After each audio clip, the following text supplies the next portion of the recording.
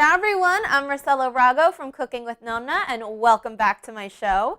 March 8th is International Women's Day and it is right around the corner, so I'm going to show you how to celebrate Italian style with a classic mimosa cake. Now in Italy and all over Europe, everyone gives their wives, their girlfriends, their nonnas beautiful yellow mimosa flowers, and this mimosa cake today is going to be decorated to look just like a bouquet of mimosa flowers. Now we're going to make this with a classic pan di Spagna and some rosé spumante and some strawberries to give it a nice little spicy twist. And I want to show you how to start with your basic pan di Spagna, because pan di Spagna is really one of the basics of Italian pastry. In French, it's called the genoise. In English, it's called just a basic sponge cake. But in Italy, most desserts, most cakes start with a very basic pan di Spagna. Now, a pan di Spagna should be super simple. It's actually 3 ingredients. Some people sneak in baking powder, some people sneak in butter, but it's not really supposed to have that. The thing about a pan di Spagna is that it's made up of eggs, sugar, flour, 00 flour. You want to use 00 because you want the finest flour possible. If you don't have 00 and you only have all-purpose, also totally fine. And my secret ingredient is a little bit of cornstarch. Now, I have had some trials and tribulations with my pan di Spagna game. It was not always pretty. See, the thing is, my Nonna used to make it with just flour, and she used to sneak in a little bit of baking powder and eggs and stuff, and that just didn't work for me. I tried, I don't know, she's got a magic, she's a Nonna, what do you want from me? But when I started reading up about it, people will either add some potato starch or cornstarch to pan di Spagna mix to aerate it. I think because the cornstarch is so much finer and nicer, it gives it a smoother texture, and it rises up. So we're gonna start our pan di Spagna with our eggs. And pan di Spagna uses a lot of eggs because you want it to be nice and elastic. So the eggs are going to give it that strength. And my eggs are room temperature, very important. Get my eggs in here. Now if your eggs were right in the fridge, just keep them in a bowl of warm water for a few minutes and they'll warm up to room temperature. And I'm going to add my granulated sugar and a little pinch of salt. Okay, so now that we have our eggs, sugar, and a little pinch of salt, I am going to turn the mixer on and we are going to let this go for about 15 to 20 minutes. Definitely the secret to a good pan di Spagna is to whip the eggs perfectly, and perfectly means a long time usually. We're going to whip until ribbons start to fall from the batter. So that's going to mean when we pick up the paddle, you're going to see ribbons falling into the rest of the batter. And this is so super important because this is what's going to leaven our cake. Since I'm not using a leavener like baking flour, baking powder, or baking soda, it's so important to make sure that your eggs are whipped enough, because when we fold in the rest of our dry ingredients, we don't want that to deflate.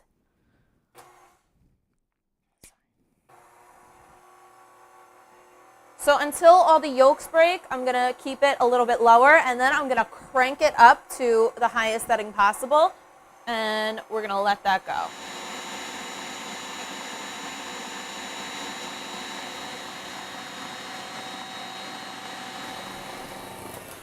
Okay, so we've had the mixer going for about 20 minutes, and as you can see, our eggs and sugar have doubled in size. They're nice and fluffy and frothy, and these are the ribbons I was talking about. This is what you want. So let your mixer go as long as it needs until you get eggs and sugar that look like this. And this is going to make sure that our cake is nice and airy. The main characteristic of a good pan di Spagna is airiness. And speaking of airiness, we're going to aerate our dry ingredients right now. I'm going to take my strainer, my sifter, and I'm going to take my 00 flour. And I'm going to take my cornstarch.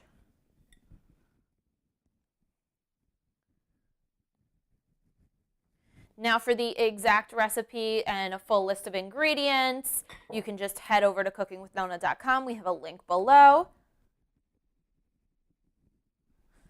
And you'll get the full ingredients. Now I know this seems like a lot of eggs and a lot of flour and starch, and that's because we're actually making 2 cakes.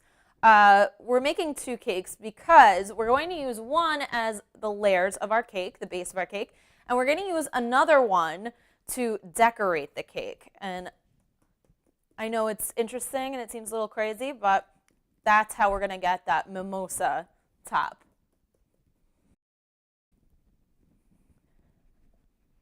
Now you want to sift this together 2 or 3 times because you really want everything to be nicely aerated. You want it to be fluffy. And if you don't do this, it's going to the dry ingredients will be kind of heavy and they'll kind of sink into the egg mixture, and you don't want that. Get the last of that in there. Then I'm going to need that in a second. I'm going to take off our paddle. And now we're going to fold. We're going to fold like crazy. So now I'm just going to add a little bit of vanilla extract and fold that in. I add it after I mix the eggs and sugar together, just because I don't want anything to disturb the whipping process. I don't want anything to inhibit their whipping. So folding, you go from the center down and up. The center down and up. So now I'm going to start to fold in my flour and cornstarch. And we're going to sift just a little bit at a time here.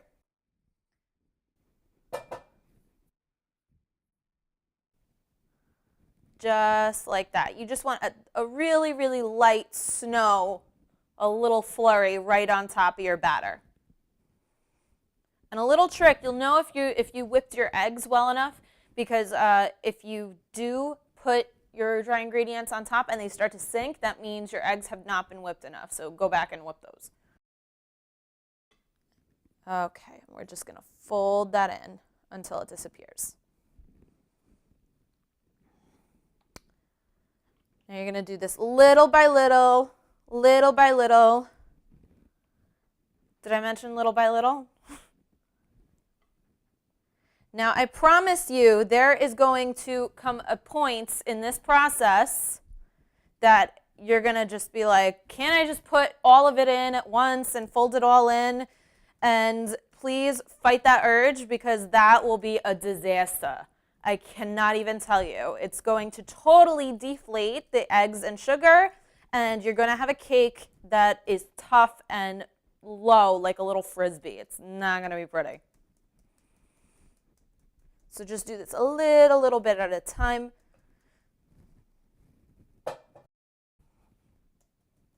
Okay. So this is what you want your final batter to be like, nice and thick. It didn't lose any volume, I want to point out, because that's how you know that you did put too much at a time. When your egg mixture loses volume, it'll deflate a little bit, so that's a no good. But we okay? So now that our batter's ready, I'm going to go ahead and pour this into 2 springform pans that I have already greased. And I just want to tell you that when you do grease these, make sure you grease all up on the sides until the top, because this cake is going to rise quite a bit. It should rise right up to the brim over here, and you want to make sure that the sides are greased, so when you take off the springform, you don't stick anything to the pan. So I'm going to pour this in here. It's a little heavy. And I'm going to use, see these little dots right here? There are these 2 little dots inside. I'm going to use that kind of as a guide.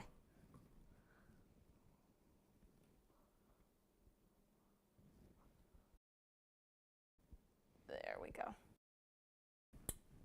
Okay. I'm just going to grab my rubber scraper, and if the top's not totally smooth, you could just smooth the top out a little bit. Now don't tap these or anything because they're a little bit fragile. You don't want to deflate them. And okay, these are ready to go into a 350-degree oven for about 40 to 45 minutes or until the top is nice and springy. If you kind of shake it a little bit and you see it moving in the center, leave it in there. And then another thing that my Nonna taught me how to do with a pan di Spagna is that once it is ready, after about 40, 45 minutes, she says to turn the oven off and leave it in there as the oven cools down for about 10 minutes. And that will ensure that your pan di Spagna does not sink in the middle, because sometimes that can happen. It should not happen with this recipe because this recipe is perfect and I created it myself. So into the oven these are going to go, and when we come back we're going to have them cooled and we're going to start to assemble and decorate. Okay, so our cakes have baked and fully cooled, and now I'm going to start slicing them into layers and cutting up the other cake for decoration. So I'm going to move one cake off to the side, and I'm going to take cake number 1, and the first thing we're going to do is we're going to remove all the dark crust from the sides and the top.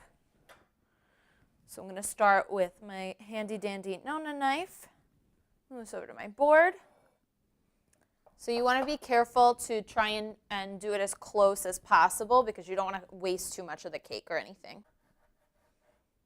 You want the layers to be nice and soft, and you don't want like the crispy outer edge of it. Okay. Just a little bit off here.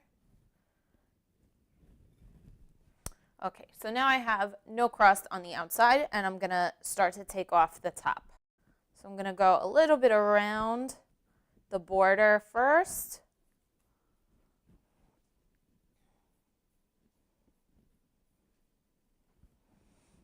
And then you can kind of see where you need to still cut in. There we go.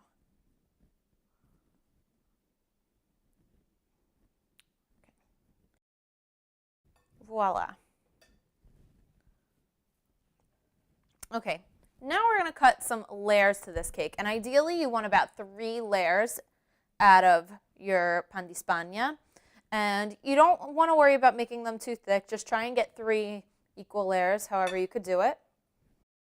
And the best knife to use is actually one of these. So this is actually really easy because you start in the center of it, and then you can work on one side and then the other side. So I'm going to mark my layers, and this is just so I have somewhere to go from. I'm going to do one there and one like right there. So we're going to start with the first one.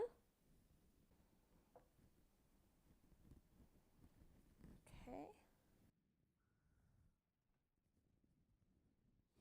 Then where I made my other cut.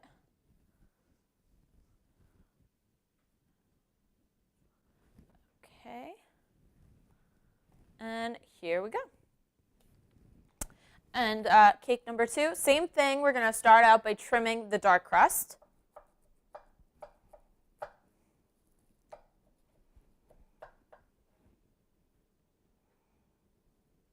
Okay. There we go.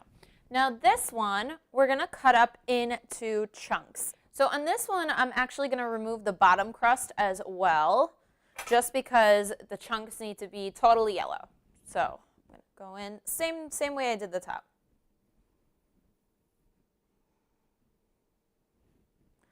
There we go. And I'm going to try and get this board as clean as possible because I don't want any dark crumbs getting into my yellow chunks. Okay. So now I'm going to grab my bowl, and I'm going to cut this into little slices like this, and then I'm going to make little cubes.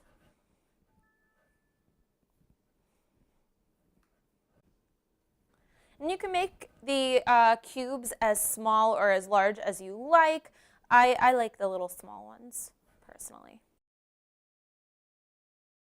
And now we can start to make our filling for the cake. I'm just going to move this right over here. Now, a filling for a mimosa cake varies from person to person. It's just about what you like, but basically the filling should be 2 things. It should be whipped cream, and it should be really just custard cream mixed with whipped cream. and it just lightens up the flavor of the custard. I know, how do you lighten something up with like heavy cream and sugar? I mean, it's amazing to me, but you know. So I already made some custard cream, and if you want to know how to make this, I did a video on just the easy custard cream. There'll be a link below, and you can watch that. You can make this ahead of time because it has to be completely cooled down. So this cake, I know it seems like a lot of steps, but if you just make things in stages and prep certain stuff like your cream, it can just save a lot of time. And I'm going to take this right here. And right now, I'm going to make some whipped cream, just regular old whipped cream.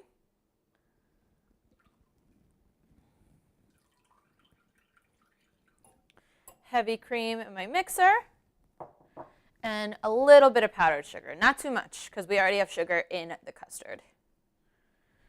And I'm going to whip this until it's nice and fluffy, and I'm just beginning to get stiff peaks. So not super, super stiff peaks like you're going to make butter, but like not too soft where they fall over, just becoming stiff peaks.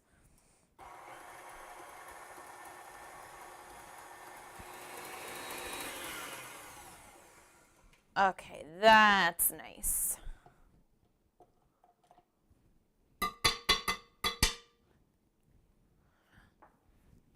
So now that I have my whipped cream here, I'm going to take about a half a cup of the whipped cream out because I'm going to need that.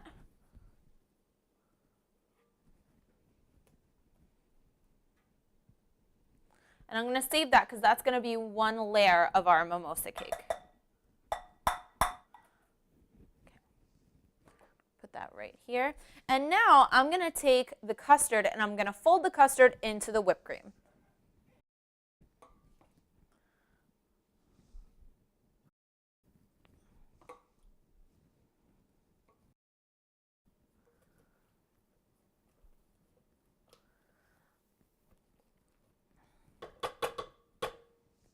And what you're going for here is a nice kind of thinner cream. It's going to be a little bit thinner in texture. And if you can't get it that way just by folding, you can totally go back and mix it to make it nice and smooth.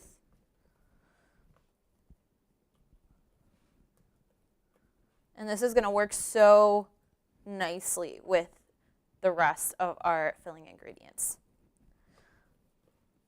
I'm trying to keep it a little bit classic. I wanted to do a mimosa with a little bit of a twist, and I decided on using the rosé spumante for this and the strawberries because I think it's really, it's almost like a cocktail that you would have with your mom or your girlfriend on Festa della Donna. So I'm like, why not make that into a cake and a cocktail at the same time? But I've totally seen people just do whipped cream, just do a plain custard cream. You can soak the pan di Spagna really in anything you want, in rum, limoncello. Do a nice whole lemon theme to it. It's delicious. But strawberries and champagne just sounds kind of regal to me. And every woman is a queen on Festa della Donna. Okay, so I feel like I got my mixture nice just by folding, but just to be sure, I'm going to pop it back in the mixer just for a second, just to bring it all together in like a nice, smooth, sexy way.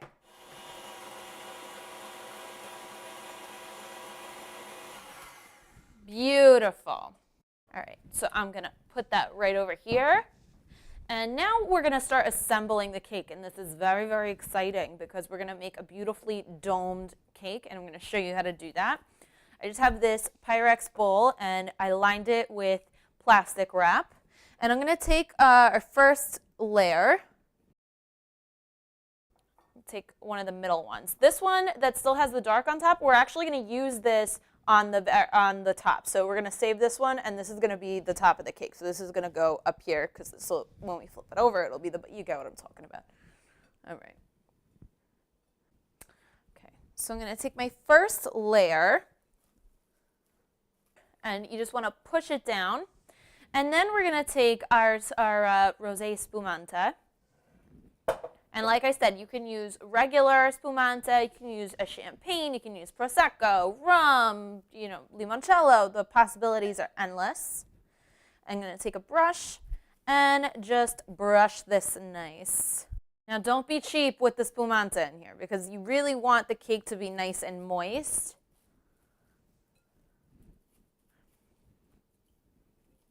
And it's going to make it such a really pretty pink color.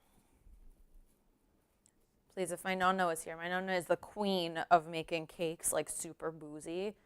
Doesn't matter. And she swears that she like cuts it with water, but it just tastes like alcohol every time she makes a cake with liquor in it. Like she doesn't drink at all, but her cakes are always so like alcoholic, and I'll never understand it. And if you ask her, she'll say it's not true. She totally denies it. She's like, no, I make a half of water. But I'm like, then why, did I get pulled over? What, like, you need ID to eat my grandma's cakes. So I'm going to do this her style because it's a holiday.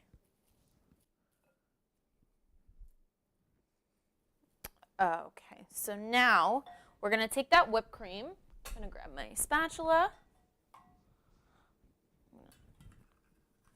Get the rest of what I can out of here. And we're going to do a first layer of whipped cream.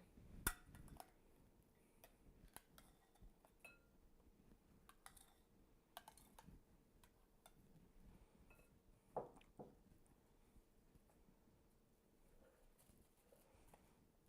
Now, make sure you spread it all the way to the edge. Spread nice is what Nonna would say. You spread the nice. All right. I'm going to go right on top of it. And remember, do the edges. Make it nice and even. I'm going to take my sliced strawberries, and I'm just going to do a nice little layer. Now, I slice these kind of thin on purpose because I don't want them to bulk up the cake too much. And you don't want the strawberries to be like too chunky in your mouth. You want it to be nice and thin. And last one right there. Okay, time for the second layer. Okay. See how nice this just fits right on top? And I'm going to get my spumante, and we're going to brush. Okay. So now I'm going to do the same thing.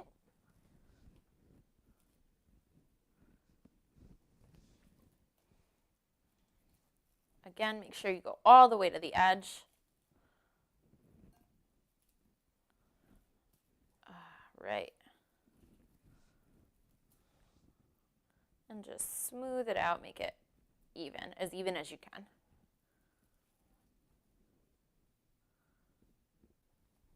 Okay, and now I'm going to add our second layer of strawberries.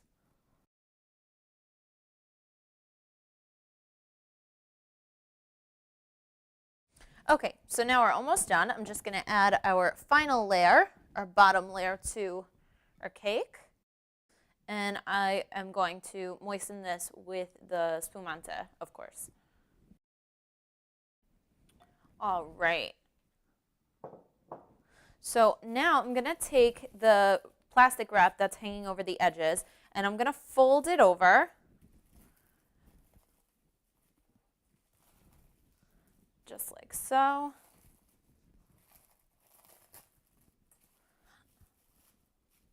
And I'm going to take another piece of plastic wrap and I'm going to wrap the whole thing.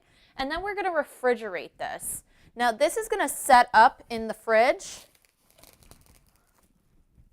Or if you want it to set a little faster, you can put it in the freezer. So if you're going to put it in the fridge, I would put it in there for about 3 or 4 hours. I mean, ideally overnight in the fridge. In the freezer, in about 2 hours, it's ready.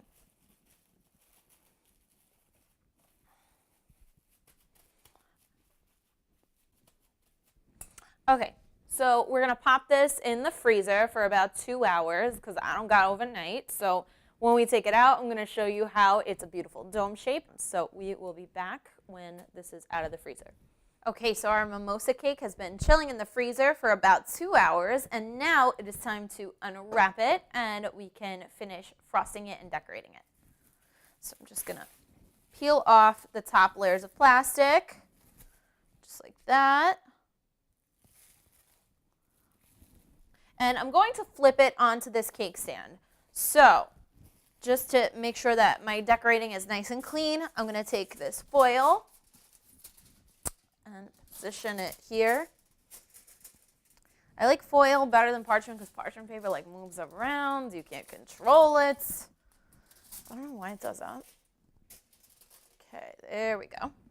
And this, we're going to 1, 2, 3, flip it onto the cake stand. Don't be afraid. 1, 2. Woo! Whew!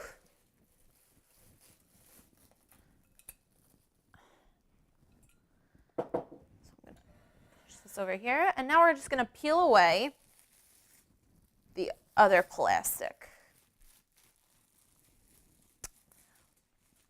And there we go. And I'm going to start to cover our cake with the cream.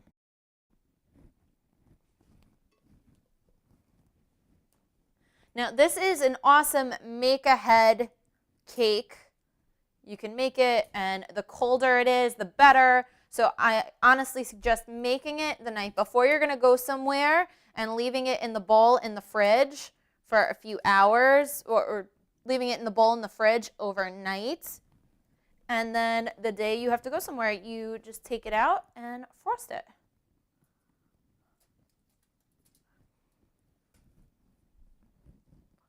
All right. Ah, gorgeous. So now I'm going to take my crumble, my entire pan di Spagna that I cut into tiny, tiny little cubes, and I'm going to sprinkle them right on top. You see how nicely they just stick on? Now you want to cover the entire cake with these little cubes. Okay. I'll just try and fill in any holes that you might see. Right. So now we're going to peel away the foil.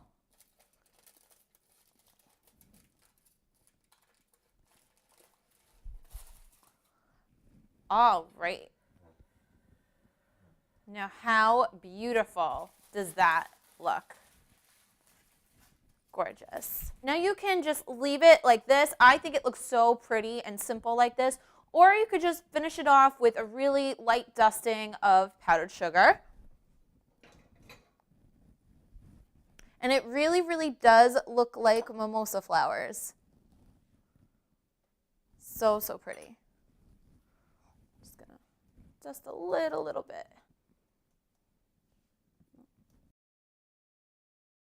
Just gonna cut a little piece of it because I worked hard on this cake and I deserve it. Oops. Okay, you might lose a cube or two, but small price to pay. Ugh, cuts like butter, this cake, like butter. Whoa. Oh my God, look at how amazing this is. Gorgeous, gorgeous, gorgeous, gorgeous, gorgeous.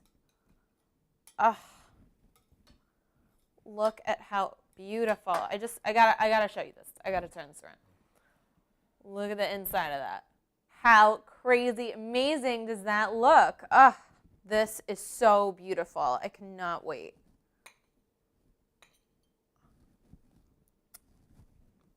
Oh my God, so good. So, so, so, so, so good.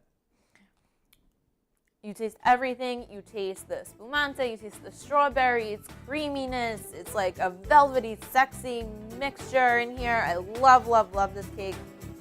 So worth the effort. And whoever you make this for is gonna love you forever. So I'm gonna go finish this, and you guys got some cake to make, all right? Ciao.